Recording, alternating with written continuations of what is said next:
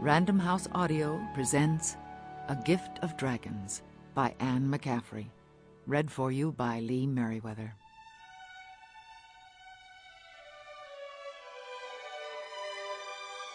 The Smallest Dragonboy.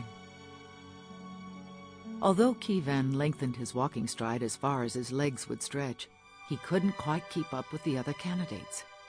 He knew he would be teased again. Just as he knew many other things that his foster mother told him he ought not to know, Keevan knew that Betterly, the most senior of the boys, set that spanking pace just to embarrass him, the smallest dragon boy.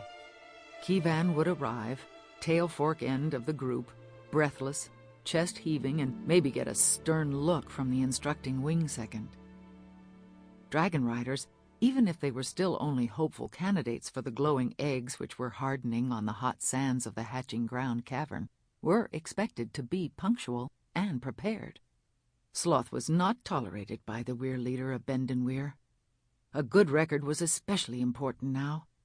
It was very near hatching time, when the baby dragons would crack their mottled shells and stagger forth to choose their lifetime companions.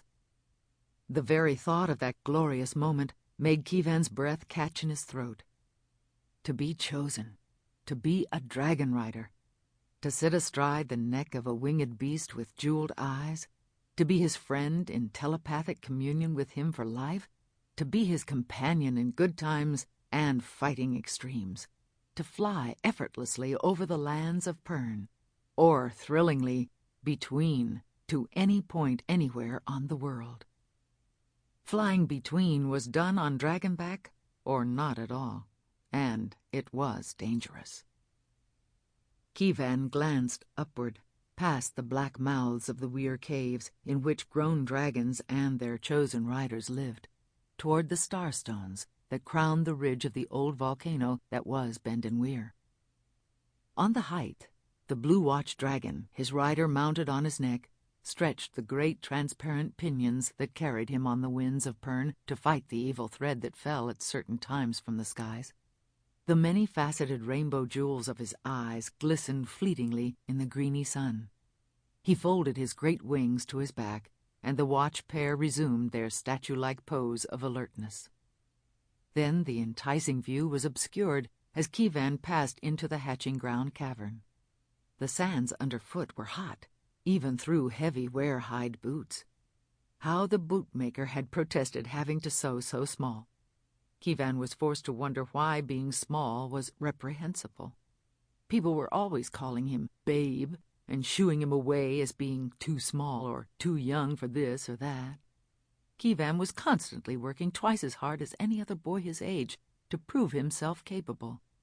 What if his muscles weren't as big as Betterly's? They were just as hard. And if he couldn't overpower anyone in a wrestling match, he could outdistance everyone in a foot race. "Maybe if you run fast enough," Betterly had jeered on the occasion when Keevan had been goaded to boast of his swiftness, "you could catch a dragon. That's the only way you'll make a dragon rider." "You just wait and see, Betterly. You just wait," Keevan had replied. He would have liked to wipe the contemptuous smile from Betterly's face, but the guy didn't fight fair even when a wing second was watching. "No one knows what impresses a dragon. They gotta be able to find you first, babe." Yes, being the smallest candidate was not an enviable position. It was therefore imperative that Keevan impress a dragon in his first hatching. That would wipe the smile off every face in the cavern and accord him the respect due any dragon rider, even the smallest one.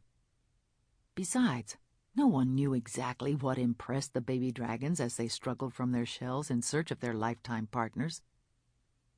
"I like to believe that dragons see into a man's heart," Keevan's foster mother, Mendy, told him. "If they find goodness, honesty, a flexible mind, patience, courage, and you've got that in quantity, dear Keevan, that's what dragons look for. I've seen many a well-grown lad left standing on the sands hatching day in favor of someone not so strong or tall or handsome. And if my memory serves me, which it usually did, Mendy knew every word of every Harper's tale worth telling, although Keevan did not interrupt her to say so. I don't believe that Falar, our weir leader, was all that tall when Bronze Nementh chose him, and Nementh was the only bronze dragon of that hatching.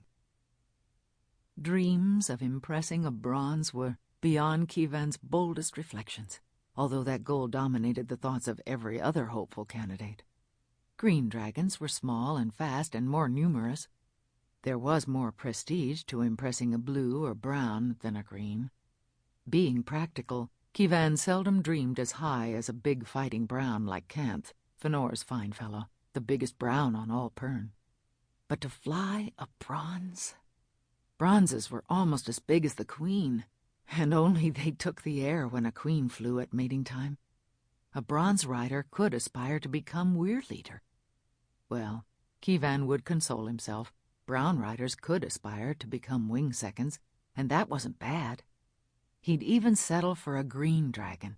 They were small, but so was he. No matter, he simply had to impress a dragon his first time in the hatching ground. Then no one in the weir would taunt him any more for being so small. Shells, Keevan thought now, but the sands are hot.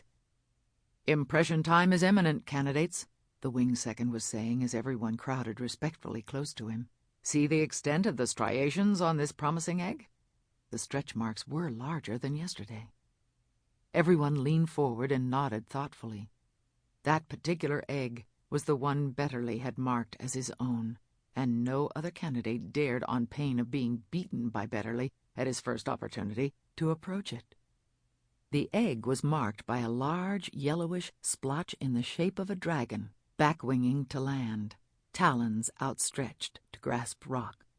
Everyone knew that bronze eggs bore distinctive markings, and naturally Betterly, who had been presented at 8 impressions already and was the biggest of the candidates, had chosen it. I'd say that the great opening day is almost upon us, the wing second went on, and then his face assumed a grave expression. As we well know, there are only 40 eggs and 72 candidates. Some of you may be disappointed on the great day. That doesn't necessarily mean you aren't dragonrider material, just that the dragon for you hasn't been shelled. You'll have other hatchings, and it's no disgrace to be left behind an impression or two. Or more. Keevan was positive that the wing second's eyes rested on Betterly, who'd been stood off at so many impressions already. Keevan tried to squinch down so the wing second wouldn't notice him. Keevan had been reminded too often that he was eligible to be a candidate by 1 day only. He, of all the hopefuls, was most likely to be left standing on the great day. One more reason why he simply had to impress at his first hatching. Now move about among the eggs, the wing second said. Touch them. We don't know that it does any good, but it certainly doesn't do any harm. Some of the boys laughed nervously, but everyone immediately began to circulate among the eggs. Betterly stepped up officiously to his egg, daring anyone to come near it. Keevan smiled, because he had already touched it, every inspection day, when the others were leaving the hatching ground, and no one could see him crouched to stroke it. Keevan had an egg he concentrated on too, one drawn slightly to the far side of the others. The shell had a soft, greenish-blue tinge with a faint, creamy swirl design. The consensus was that this egg contained a mere green, so Keevan was rarely bothered by rivals. He was somewhat perturbed then to see Betterly wandering over to him. I don't know why you're allowed in this impression, Keevan. There are enough of us without a babe, Betterly said, shaking his head. I'm of age. Keevan kept his voice level, telling himself not to be bothered by mere words. Yeah, Betterly made a show of standing in his toe tips. You can't even see over an egg. Hatching day, you better get in front, or the dragons won't see you at all. Of course, you could get run down that way in the mad scramble. Oh, I forget. You can run fast, can't you? You'd better make sure a dragon sees you this time, Betterly, Keevan replied. You're almost over age, aren't you? Betterly flushed and took a step forward, hand half raised. Keevan stood his ground, but if Betterly advanced one more step, Sample complete. Ready to continue?